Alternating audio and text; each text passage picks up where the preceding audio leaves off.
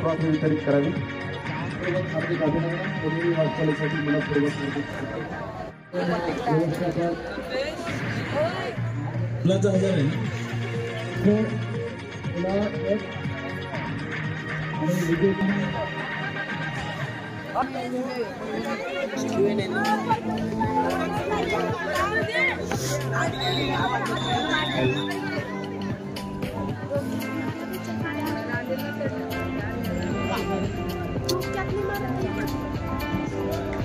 अंतिम फेरी सुरू होत आहे। 200 मीटर शॉटपुटमध्ये विनायक का शॉटपुट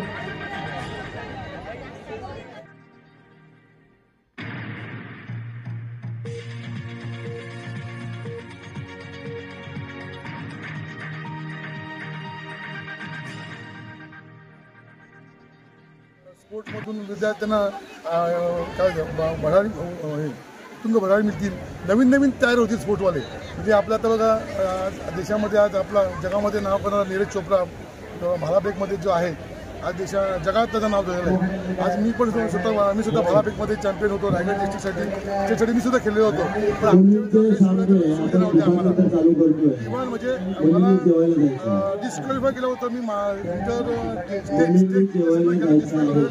शूज नव्हते, आम्ही बिग चॅम्पियन आता समजा सर्वांना शूज मिळतात, तेव्हा मला शूज नव्हते म्हणून मला डिस्क्वालिफाय केलं होतं का तर तुमच्या शूज नाही इंटरनॅशनल स्टेटला इंटरस्टेटला। आता सर्वांना शूज मिळतात, यातून आता सर्वांना बघा आता सर्व विद्यार्थ्यांना जे स्पर्धेमध्ये भाग घेतात सहभाग पत्रक मिळतोय खूप कोण। तेव्हा आमच्याकडे अशी पद्धत नव्हती, फक्त त्याला 1 नंबर 2 नंबर 3 नंबर अशीच स्पर्धा बक्षीस मिळत होते।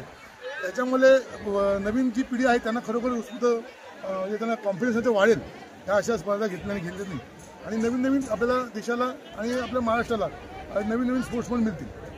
रामशेठ ठाकूरांचा आज अख्ख्या महाराष्ट्रात म्हणजे देशात काही ठिकाणी नाव आहे, तर ते दानशूर आहेत। दानशूर व्यक्तीबद्दल काय आता लोक काय दानशूर व्यक्ती बोलले तर दानशूरच आहेत, ते मनापासून ते तन मन धनाने करतायत। हा एवढा ग्राउंड मोठा जो आहे हा स्वतःच्या खर्चाने केलेला आहे, अशी किती ग्राउंड आहेत।